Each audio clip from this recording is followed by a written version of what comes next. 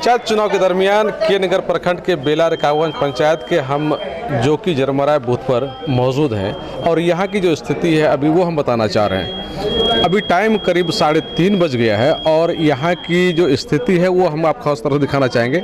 आप ये देख लीजिए नज़ारा किस तरह से है और ये जो स्थिति आप देख रहे हैं इसका मतलब ये नहीं है कि लोग वोटिंग करने यहाँ नहीं आ रहे हैं। इसका एक पॉजिटिव उदाहरण यहाँ ये है कि अभी तक इस बूथ पर 80% लोगों ने वोटिंग अपना कर लिया है और इसके बावजूद अभी 1.5 घंटे का समय बचा हुआ है और लोग आ रहे हैं, वोटिंग कर रहे हैं। कुछ बूथ पर 70+ है, कुछ बूथ पर 80+ है। आइए हम जो पीठासीन पदाधिकारी हैं उन लोगों से बात करते हैं कि अभी तक क्या स्थिति है उनके बूथ पर। अच्छा सर, आपसे थोड़ा जानना चाह रहे हैं जी, क्या स्थिति है सर? अभी हमारे बूथ का तो बहुत अच्छा स्थिति है, 80+ है परसेंटेज। 80+ हो गया है जी जी। कितना था और कितना? 553 मतदाता हैं, उसमें 446 वोटिंग हो चुका है। लेकिन ये देखते काफ़ी आप लोग तेज़ी से काम कर लिए। तेजी में मतदाता बहुत जागरूक हैं सर और अच्छे हैं, ज़्यादा समय नहीं लगाते हैं, आते हैं और वोट देके अपना निकल जाते हैं। लेकिन लोगों का तो ये मानना था कि क्योंकि इस बार ईवीएम से हो रहा है और 6 जगह वोट गिराना है, 2 जगह बैलेट पेपर से होना है तो ज़्यादा समय लगेगा। नहीं, पहले से उसको ये कर दिया गया है। अच्छा, पहले से उनको बता दिया गया है कैसे कैसे वोटिंग करना है। अच्छा, आपको ये भी लगता है कि चूंकि जो स्टाफ लोग हैं वो भी कई जगह से लगातार अपना वोटिंग कराते हुए आ रहे हैं तो वो लोग उन लोगों को भी जी, वो लोग को भी अपना अनुभव है और अच्छे अनुभव है इन लोगों को, 2-3 बार करा चुके हैं और उसका उसी अनुभव का ये नतीजा है कि बहुत फास्ट में वोटिंग हुआ है। क्या नाम है सर आपका? मेरा नाम गौतम कुमार शाह। ये कौन सा बूथ है सर? बूथ नंबर 163 का जोका जलमरे मध्य भाग। जो छुटे हुए हैं वो आ रहे हैं, बाकी और बूथ पर हम देख लेते हैं यहाँ की स्थिति कैसी है। सुबह का भी हम नज़ारा आपको दिखा रहे हैं कि वहाँ देखिए तो उस समय किस तरह से भीड़ लगी हुई थी, फिर उसके बाद किस तरह से भीड़ बढ़ती चली गई। सर, आपसे थोड़ा हम बात करना चाह रहे हैं, आप थोड़ा बताइए क्या स्थिति है आपके बूथ का?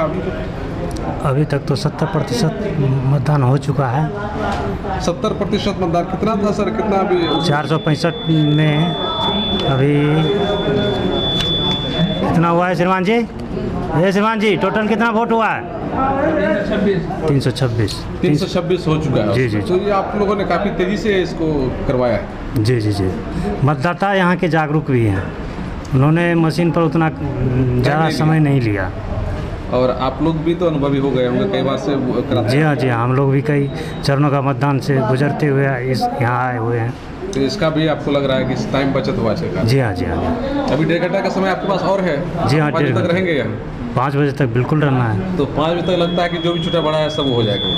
नहीं 100% तो नहीं होगा सर। जो छूटा बचा जी जी जी, जो आना है वो आ जाएंगे। जी जी जी जी। जो अगर आना चाहते हैं तो 5 बजे तक। और यहाँ के जनता की जागरूकता जो है सरकार के प्रति अधिक है, इसी चलते उन्होंने वोट भी किया। वोट भी जम के किया जी। अच्छा, पहले जहाँ आप लोग वोटिंग कराए थे इस तरह का हुआ है क्या? जी हाँ, सब जगह 65-70 चल रहा है। 65-70 चल रहा है। जी जी। 70+ हो गया? जी हाँ जी हाँ, ये रिकॉर्ड है? जी जी यहाँ रिकॉर्ड है। चलिए, ये देख रहे हैं कि 70+ जा रहा है, 80+ जा रहा है। और एक बूथ और है यहाँ, चूँकि यहाँ 3 बूथ है, एक बूथ और है, उस पर भी हम बात कर लेते हैं। सर, थोड़ा सा आप बता दें कि इस आपके बूथ की क्या स्थिति है? हमारे के अभी तक में 380 का पोल हुआ है, जबकि 71% हो चुका है सर। 70% हो चुका है? 71, हाँ 71%। जी जी, 71% हो चुका है। और अभी आप लोग हैं इंतजार में, कुछ आएंगे तो वो गिराएंगे? हाँ, हम लोग भी इंतजार में कि आवे मतदाता और अच्छा से मत करें। अभी आप लोगों के पास 1.5 घंटा का समय और है? जी हाँ सर, 5 बजे तक रहेंगे हम लोग। चलिए, तो और सब जगह जो वोटिंग कराते हुए आप लोग आ रहे हैं और यहाँ भी कराए, तो क्या लग रहा है कि यहाँ परसेंटेज वही एवरेज में है या फिर ज़्यादा है? नहीं, यहाँ तो कुछ ज़्यादा लग रहा है कि यहाँ, क्योंकि यहाँ का मतदाता जो है ज़्यादा जागरूक है, उसके चलते यहाँ का मत जो है ज़्यादा हो रहा है। लेकिन यहाँ तो कहा जा रहा है कि ज़्यादातर दलित, महादलित उस परिवार के लोग हैं।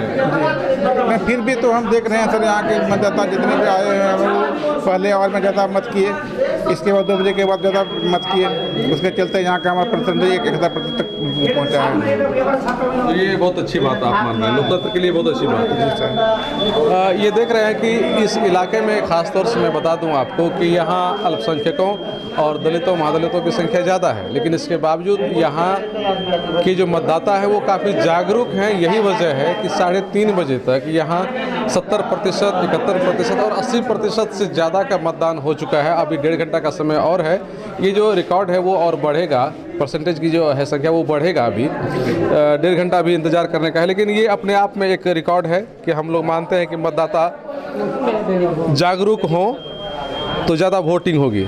और ख़ास तौर से इस इलाके में जहाँ की दलितों की संख्या ज़्यादा है, महादलितों की संख्या ज़्यादा है, अल्पसंख्यकों की संख्या ज़्यादा है, उस इलाके में अगर इस तरह से वोटिंग होता है तो निश्चित रूप से इसे एक मजबूत लोकतंत्र हम कहेंगे। और हम आगे का जो पोलिंग बूथ है वहाँ का भी नज़ारा देख लेते हैं कि वहाँ कैसी स्थिति रही। सरकार का जो भी चुनाव होगी वो निष्पक्ष होगी, क्योंकि इस बार जो सरकार हम लोगों को ईवीएम के द्वारा निष्पक्ष कराने का, क्योंकि इससे पहले जो होती थी चुनाव वो बैलेट पेपर पे होती थी। इस बार ईवीएम से है, जो भी होगा वो निष्पक्ष होगा। जनता जागरूक हो चुकी है, जनता जिस कैंडिडेट को चुनेगा वो सही उम्मीदवार होगा। हम चाहते हैं कि जनता ऐसा उम्मीदवार को चुने, हम भी एक मुखिया प्रत्याशी उम्मीदवार ही हैं। हम चाहते हैं कि ऐसा उम्मीदवार को चुने जो कि इस पंचायत बेला रिकाबगंज पंचायत का विकास हो।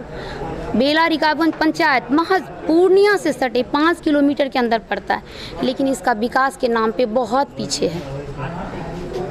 अच्छा, अगर मान लीजिए ठीक है, जी हाँ, जनता आपको चुन लेती है, जी हाँ, बन जाती है, जी हाँ, तो कैसे विकास कर देंगे आप? तो जनता अगर मुझे चुनती है, मैं बन के आती हूँ मुखिया इस पंचायत की, तो मैं सबसे पहले चाहूँगी कि यहाँ पे जो रोड की सुविधा है उसको पहले देना है, क्योंकि यहाँ पे सबसे बड़ी प्रॉब्लम है यहाँ की पब्लिक के लिए। यहाँ पे लगभग 13 वार्ड में जितने भी जनता हैं, इनको पूर्णिया जाने के लिए 10 किलोमीटर का टर्निंग लेना पड़ता है। पुरनदेवी होके कस्बा होके वो वहाँ जाते हैं। लेकिन अगर रोड और पुल बन जाए तो ये महज 15 मिनट में पूर्णिया चले जाएंगे बालूघाट होके। इनको पुल चाहिए, सड़क चाहिए, और विकास के नाम पे ना ही शिक्षा है, ना ही सड़क है, ना ही इंदिरा आवास है। हर पंचायत में पशु शेड दिया गया, लेकिन मेरे पंचायत में आप चलिए रिकाबगंज पंचायत में जनता से पूछिए, एक भी पब्लिक को पशु शेड नहीं मिला। क्यों? क्योंकि मेरे पंचायत का जनता पशु नहीं पालते हैं। आपको दिखाते हैं 11 नंबर, 12 नंबर, 13, 1 नंबर से वार्ड लेके 15 नंबर तक किसी जनता के पास पशु शेड नहीं मिला। क्यों नहीं मिला? बिचौलिया। क्या लगता है कि बिचौलिया? हाँ, बिचौलिया चल ही रहा है, तो बिचौलिया नहीं चला तो 20 साल कैसे रहा? ठीक है, तो एक बात हम जानना चाह रहे हैं। वो ठीक है, आपने कहा कि आप बनेंगे तो पशु शेड हो जाएगा, पशु शेड होगा, इंदिरा आवास देंगे, शौचालय देंगे, शिक्षा पे विकास करेंगे। जो भी बनेगा, जो भी सरकार की योजना है उसको हम लाएंगे, क्योंकि हम चाहते हैं कि यहाँ की जनता जागरूक हो। जब जनता सहयोग करेगा तब तो हम उसका मिलके विकास करेंगे। आप ही ने बताया कि बड़ी समस्या है पुल। जी हाँ, पुल जो है, हाँ एक मिनट, पुल मुखिया के अंदर नहीं आता है। तो हम चाहेंगे जनता निष्पक्ष हमको चुन के लाए। हम इसके लिए माननीय महोदय नीतीश जी से करेंगे, यहाँ के जो आफाक आलम उनको लेटर लिखेंगे कि सबसे पहले मेरे पंचायत में जो कि कमियाँ पुल की वो हमको पहले चाहिए, रोड चाहिए, उसके बाद इंदिरा आवास योजना चाहिए। जितने भी पब्लिक है, अभी नदी देख रहे हैं आप लोग, आए होंगे, नदी के बगल में घर है, उनको रहने के लिए ज़मीन नहीं है, लेकिन उनके पास ना ही पीला कार्ड है, ना ही लाल कार्ड है, ना ही काला कार्ड है। यहाँ वोटिंग इस बार तो ठीक रहा। हाँ, पोलिंग भी हुआ, 841 वोट पोलिंग हुआ है। और पहले हम 15 साल, इस बार से 15 साल होगा, पहले 5 का मेंबर में थे, इस बार दूसरा बार हो गया वार्ड सदस्य में। तो वार्ड सदस्य में जो थे तो पूरा काम किए, 5 छोटे रोड बनवाए और लेटरिन का भी काम किए हैं। अभी 52 ठो इंदिरा आवास भी पास करके रखे हैं। कोई पब्लिक का कोई दिक्कत नहीं है, अभी तक तो कोई दिक्कत नहीं था और नहीं है। अभी एंटी में खड़ा हो गया तो वो सब बोल नहीं सकते हैं किस लिए, वो उसका मकसद क्या था, क्या है, नहीं है, वो सब मकसद हम नहीं जानते हैं। हाँ, अभी हम यही से ख़त्म करते हैं।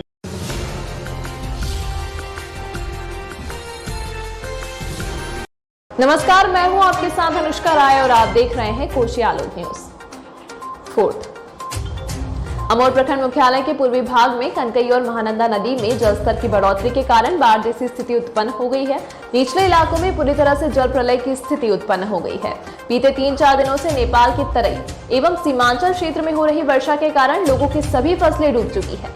बाढ़ विकराल रूप ले चुकी है, कई सड़कें डूब चुकी हैं। प्रधानमंत्री सड़क से लेकर मुख्यमंत्री सड़क तक कट जाने के कारण पूर्वी छोर से प्रखंड मुख्यालय का संपर्क भंग हो गया है।